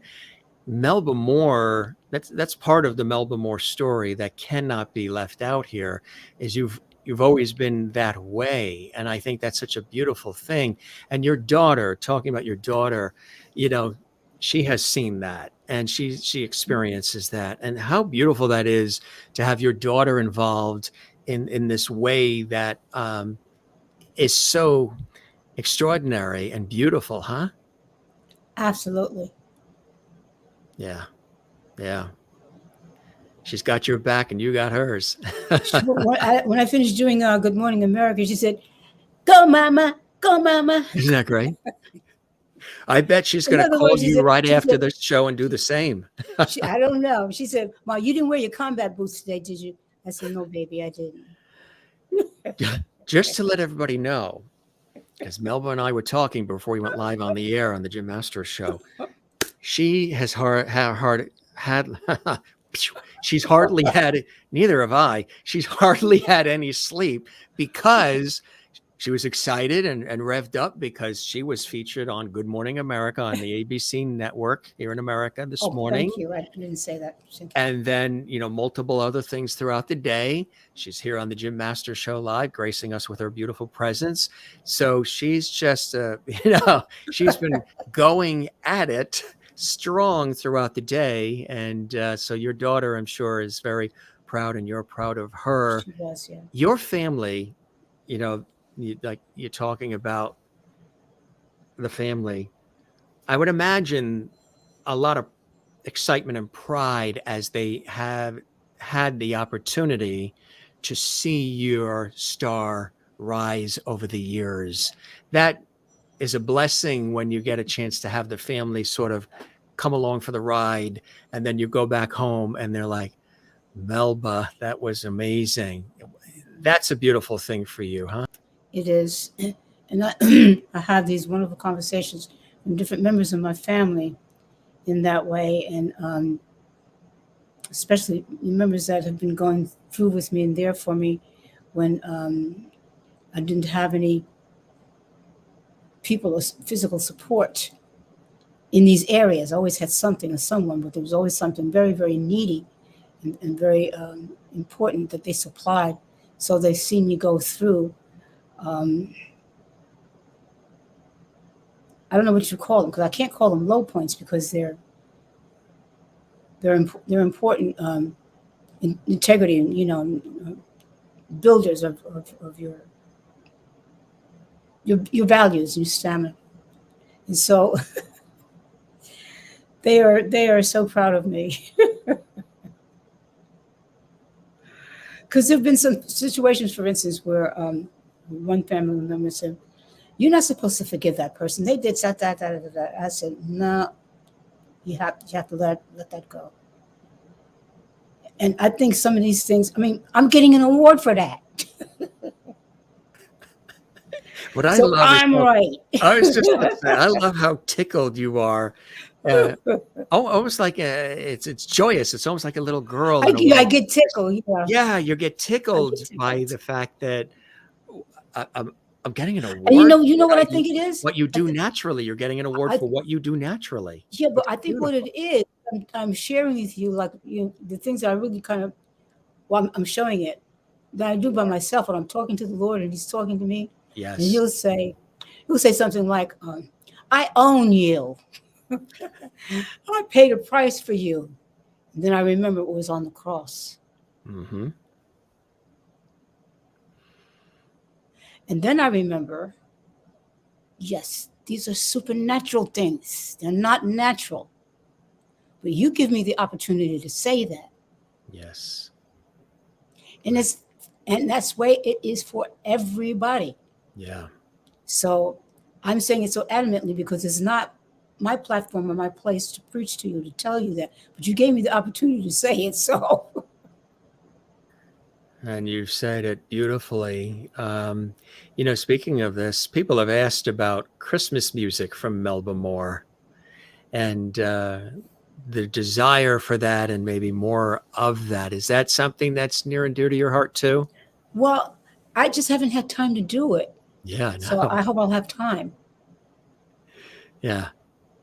Yeah, that I could see would be something that they absolutely would be joyous to receive. Congratulations, Melba, on your star on the Hollywood Walk of Fame. Well deserved. Beautifully said. The folks have been commenting throughout. Yes, thank Merlin you. says, Melba, you look fabulous. Isn't that incredible? Merlin, thank you in Ontario, Canada. Thank you. I'm trying not to grease up so much. She's getting emotional now, folks. Charlene says, I'm getting greasy. I don't want to do this in front of people, but I'm getting so oily. So. When God gives you such talent, it's wonderful that you feel the need to give back and share the joy from Charlene. And Marty Thompson, who's been commenting, thanks, Marty, as well. It's a calling from God. Do you feel like it is? I'm sure. It's not a calling, but it's a command. It's a command. Yeah, it's a command. And then He says, if you give this, see if I won't give you. He makes you promises, but He commands you to do this. Well, He commands it. He said, if you've seen that I've done such and such, if you don't see this, and you're blind, but if you see it, then I obligate you to do such, and such. And I make you a certain kind of a person. This is not something you do. This is something you got to be, and who you got to be. You're right, exactly. He commands you to do this. Yes. So what you're seeing, I hope, is some results of at least trying to do that. And trying to understand that this is not normal. It's not natural. It's supernatural. Right. It is a holy thing that our lives are. I don't mean I'm holy, but life is. I believe it. And He says, if we can believe, if we do believe, this is what He promises us. And this is what I think is for everybody. Beautifully said. The album, the title, Imagine. Tell us about the title. Another beautiful shot of you as well. But this album is spectacular. I just want to put my stamp on it as well. And there's several people, Melba, who have been commenting, which when we thank everybody commenting, our JMS Celebrity viewers from around the world, we love you all as well. Several of them already have it, and they absolutely love it. Tell us about the inspiration for it, the name Imagine, what your hope is people are left with when they hear this fabulous new album, and congratulations on it. Thank you. Well, Imagine is the title of the album, but one of the songs starts, imagine, imagine, something like that. He said, a place of hope, place of peace. Imagine if every street was filled with love. no more hate. We'd all be free. Imagine how pure this world would be. I think it's interesting that the composer used those words. And I'm telling you some of the words because I think I haven't had the opportunity to speak about something like this very often, so I'm not quite sure how to say it. But I believe that God kind of breathed on it, and you hear that. Yes. It's His presence in it. I really believe that. Isn't that beautiful? I think so. Yeah. You've done so many songs, so many albums, so much fabulous music.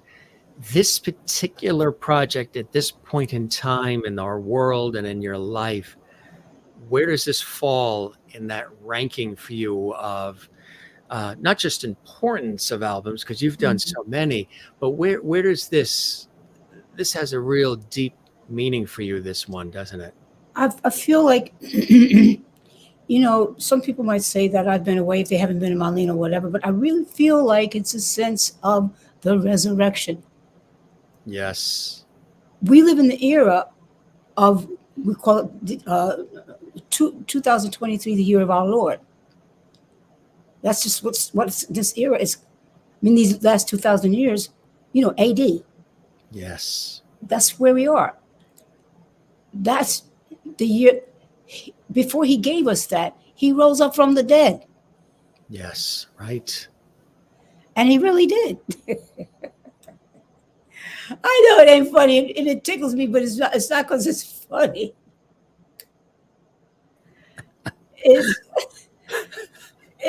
I don't know what it is. It's heaven. Yeah. What can I tell you? Yeah. I want to find some, sweet, smart way to say. I don't know what else to say. That's what it is. Yeah, you're saying it beautifully, and it's resonating. And I have a chance to participate in it.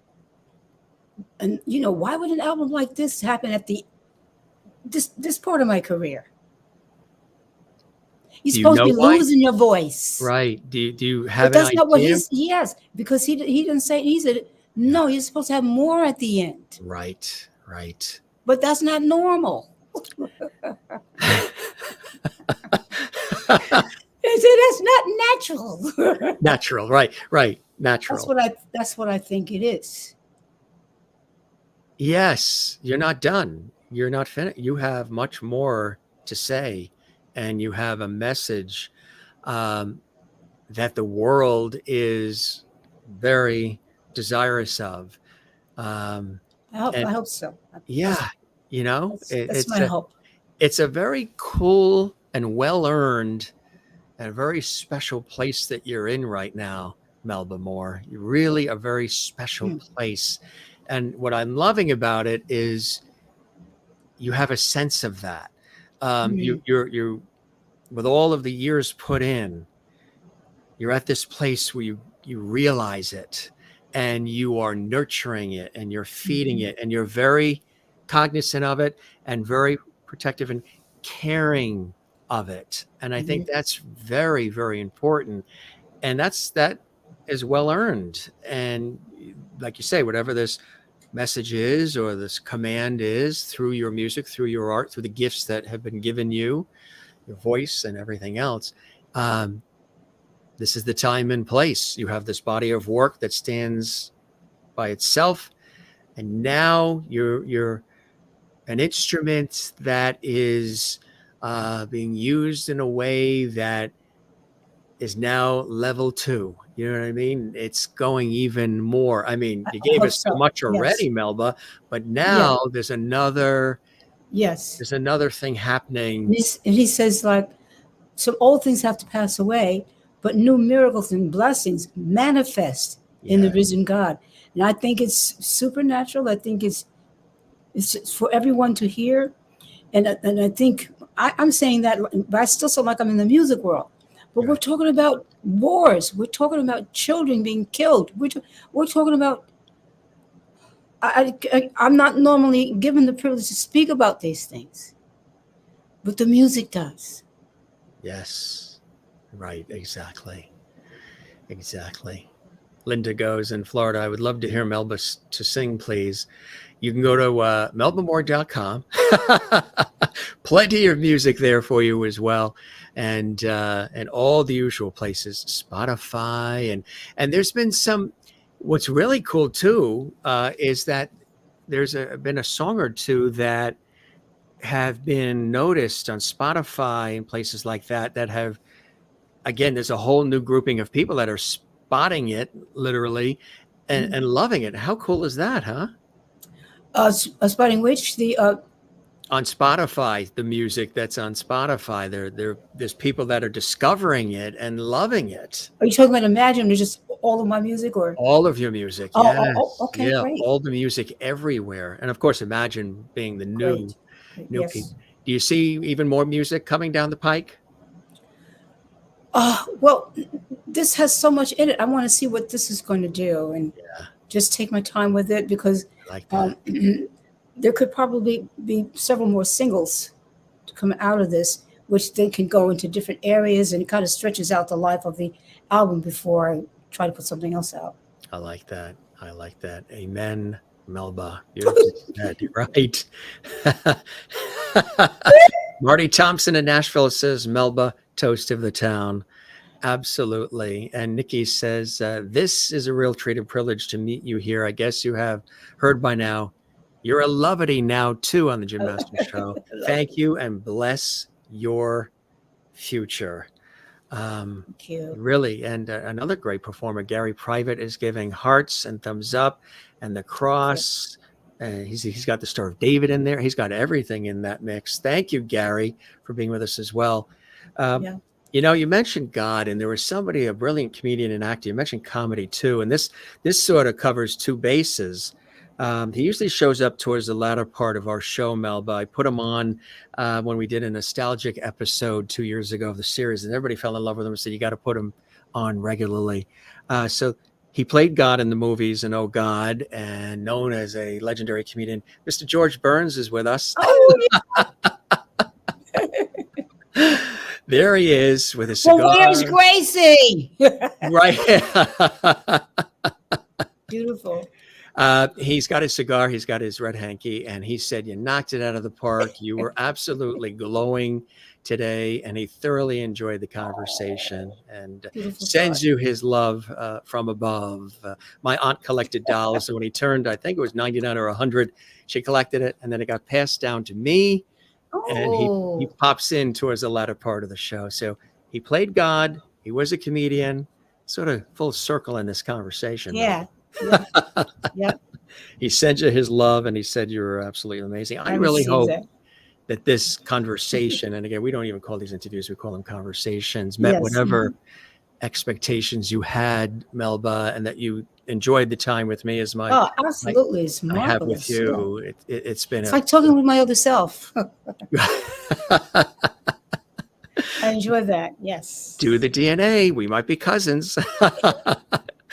This really was absolutely beautiful. You are, again, a ray of sunshine, a ray of light. You've graced us with your incredible music and acting prowess and everything else, Melba. But to have an opportunity to welcome you to our show and spend this time with you has been a true blessing for me and all of our viewers as well. And again, I really hope you enjoyed the time with me as much as I absolutely have with you.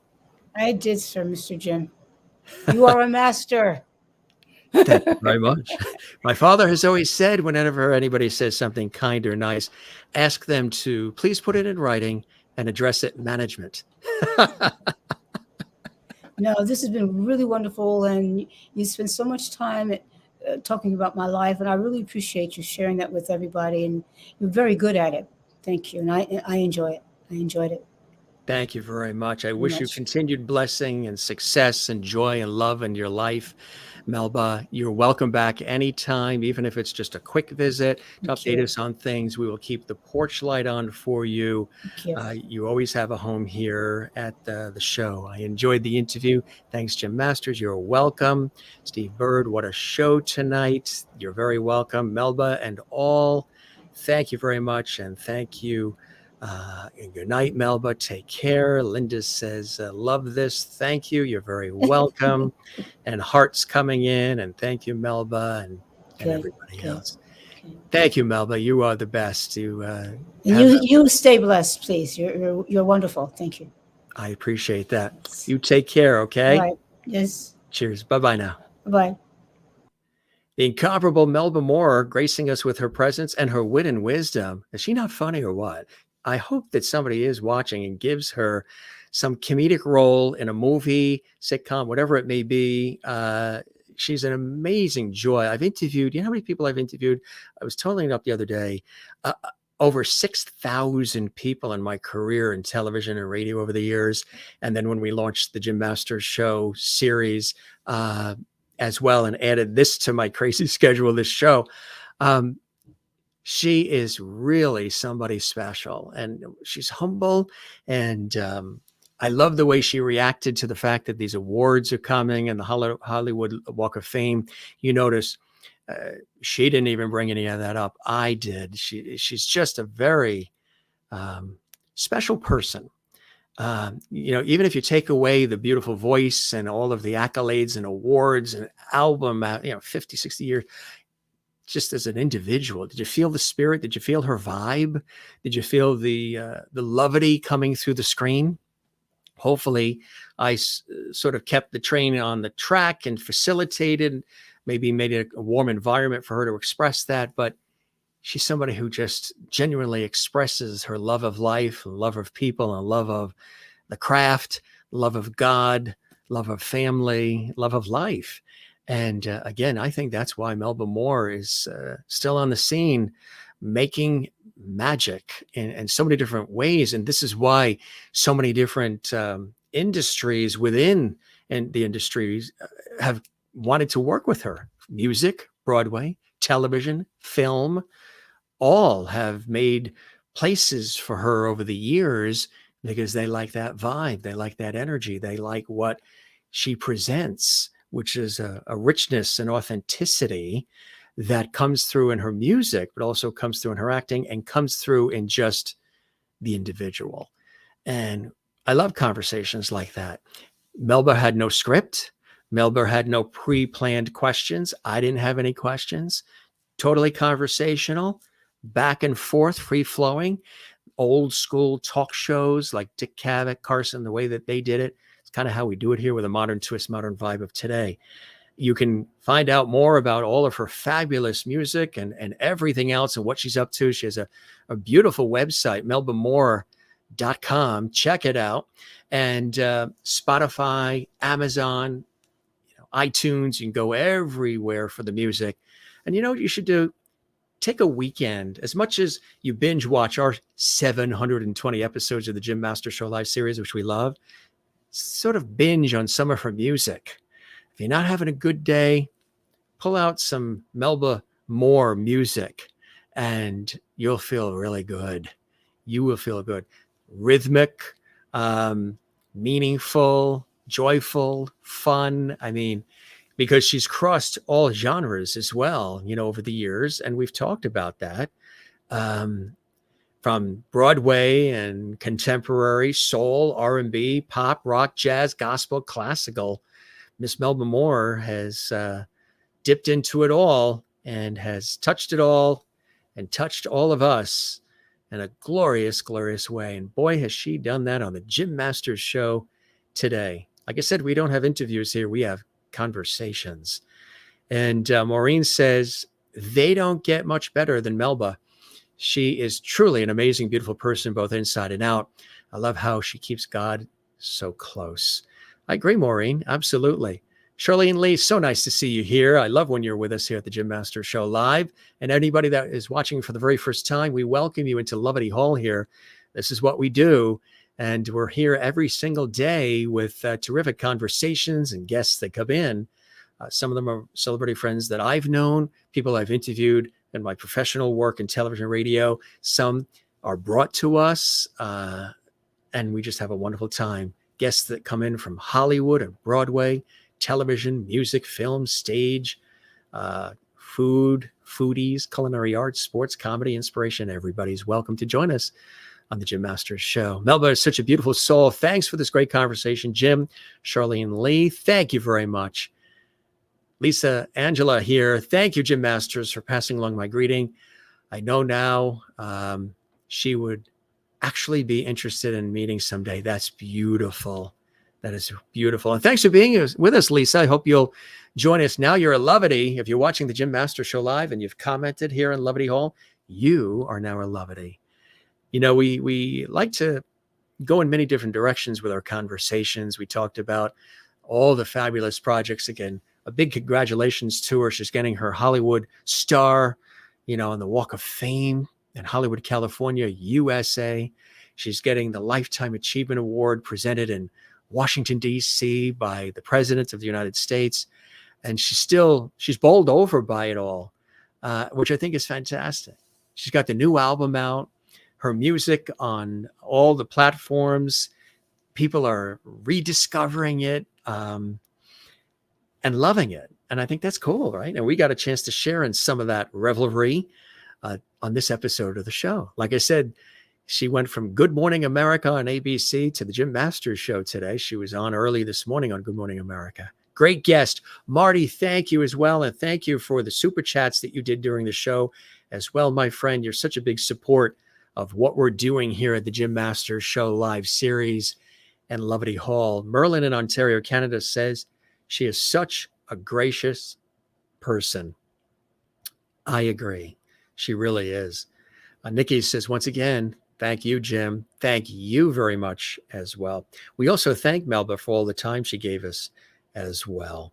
Charlene says, appreciate you sharing, Melba, and wish you much success. Thank you very much for your super chat as well. And my favorite color is green. And that's a very nice shade of green there, Charlene, that you've got. We appreciate that. And that means so much.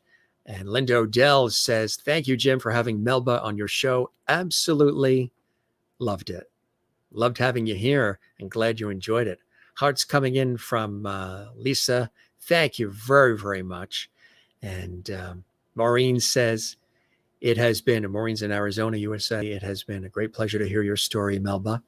May your star continue to shine brightly for years to come. I agree. Kathleen Walker in New York, some of our faithful Lovities may recognize some of the names. Melba was awesome. Thanks for having her here, Jim. Kathleen Walker in New York City. Pleasure is mine. Absolutely mine. And Melba's as well. Linda Johnson says, thank you, Melba. You're very welcome. Sherry Larson says, good night, everyone. Thank you, Jim. Melba is fantastic. Yes, she is. A true legend. Linda Johnson says, loved this. Thank you, Jim. You're very, very welcome. She sends a heart our way as well. You're very, very welcome. Thank you. We really enjoyed this. And Steve Bird, thank you for joining us as well. And thank you for joining us as well. Gin 40, glad you enjoyed this. Steve Bird says, what a show tonight, Melba and all. Thank you very, very much.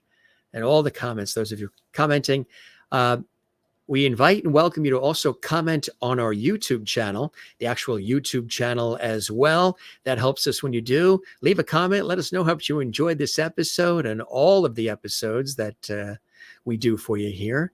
What a great time tonight having incredible Melba Moore, Tony-winning, Grammy-nominated Broadway film star, vocalist, and actress, Melba Moore, gracing us with her presence and her wit and wisdom. Just letting it sink in, right? And soak in. There's the new album, gang. And again, a beautiful career. We took a look at some of these fabulous photos over the years. She's been through a lot in her life. She's very open and authentic about it as well. Not everything has been perfect. Not every day has been rosy. She's always real about that. But she's a survivor. And she's an inspiration. And she loves it. She loves sharing with us. There, of course, Purlie, which she talked about. Les Misérables, which we talked about as well. And, of course, there she is over the years. Really great stuff, huh? The TV series, Remember the TV series? If not, you probably see it on reruns on the nostalgic TV networks. You know, the antenna TVs, the Decades, the Me TVs, the Cozy TVs, all of the retro channels that are so terrific to bring back a lot of the great shows. And I loved when she started laughing when we were talking. She was very surprised that we were able to come up with the photos for a lot of these things we talked about, including the Melba Moore Clifton Davis show. Now, some of you may remember that. If not, check it out. Google it. There they are, Clifton Davis and Melba Moore from that series and all the fun they had. She was talking also about some of the amazing designs, the fashions over the years, too. Here are some of those glorious, and these are just some of the albums, folks. I mean, we could spend 2 hours just showing you some of the incredible album covers. We just picked a few here to sprinkle in during the conversation, but really amazing. And she said she, loves getting a chance to wear all the different outfits, all the different looks.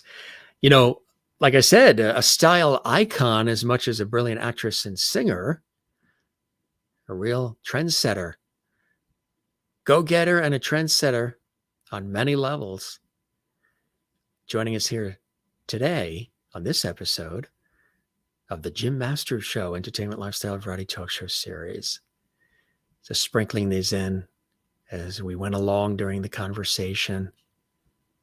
Fabulous. And again, these are just a few of the many. There's the newest album. Look for that. Imagine. I know many of you, it is a great album. You'll love it. Many of you have said that you already have it, which is fantastic. Enjoy it because it is really something special. Again, her website is melbamoore.com. So you can definitely check that out and keep abreast of any tours and other events that are coming up. She's there, and I love the fact that her daughter's involved and the family's involved, and we thank everybody as well. Music legend, film star, award-winning singer, actress, Broadway veteran, television, film, and just an all-around phenomenal person. Melba Moore on the Jim Masters Show. Did you see the episode we did with Kevin Eubanks the other night? It was epic. Acclaimed guitarist, composer. He was, of course, the music director and band leader with Jay Leno on The Tonight Show for years and lots more. His own brilliant career. He's also right now co-hosting that comedy game show series, You Bet Your Life, on Fox TV with Jay Leno. They've been paired together again. This time, Kevin's in the role of co-host. We had an epic conversation with Kevin Eubanks as well. If you missed that episode, check it out. So many guests we have had come through here, and you can check them all out on our YouTube channel. The Pointer Sisters have come through. Freda Payne's been with us. Lucy Arnez was a guest on our show, and many others from all walks of life and levels of celebrity. And we have all of you, and that's what counts. We have all of you here with us. And good stuff. Thanks for all the comments. The comments are still pouring in. We appreciate them all. Wonderful show tonight with Melba. Thanks, Jim. You have a wonderful rest of your day as well. We know some folks watch our series morning, noon, and night. So even though we may say it's evening when we're doing this show, for some of you it's morning, some of you it's already tomorrow, some of you it's afternoon, whatever time it is, you're watching the Jim Masters Show live. We just thank you so very much for making us a part of your day, part of your experience. It means a lot to us. Spread the word. Tell everybody you know about our show. If you haven't had a chance yet, it really does help us as well to subscribe to the YouTube channel. It's very easy to do. There's no cost to do that as well. Just hit that red button, subscribe, and make sure you click the notification bell. Really important. Click the notification bell so you never miss any of these epic episodes and conversations and guests and all the cool things that we do here on JMS. And also, if you enjoyed this episode, give it a thumbs up. There's a little thumbs up icon there on the YouTube channel right next to this episode. give it a thumbs up. Make sure you hit the one that's up and leave a comment on the YouTube channel as well. That means a lot. If you enjoyed this episode, drop a comment for us, whether you're watching live or you're watching Memorex, you're watching this later on. That means a lot to us as well. All right, we're going to scoot out of here at the Jim Masters Show. Again, a wonderful, warm thank you to Melba Moore for joining us here on the show today. This was really, really something special. And a thank you to you and you and you and you for joining us as well. Keep watching. More episodes coming up. Incredible guests coming up right here on the Jim Masters Show. Live series for all of you. Thanks for all the interactivity, all these great comments. You as well, Linda. Thank you for being with us here on the show as well. And thanks for the beautiful comments, folks. We appreciate them greatly and deeply. Now, around here, we don't say goodbye. We say see you later. Hasta la vista. Shalom. Sayonara. Ciao. Cheers. Slancha. Moi loop. Avida Zane. But we don't say necessarily goodbye, because I'll be back. And hopefully you'll be back with us too, right here on the Jim Masters Show live series. Till we meet again on the next episode, for those watching live, if you are watching this in the archives, after it's live, stay right there. Another episode comes up on our YouTube channel, Jim Masters TV. For all of us here, Jim Masters, thanking you for your time this time. Till next time, we really appreciate you guys being here with us. Don't forget to love one another, take care of one another, love yourself, and take care of yourself as well. That is epically, epically important. Thank you very much, Linda and Charlene and Nikki and everybody who's commented as well. See you on the next one on the Jim Masters Show Live. Cheers.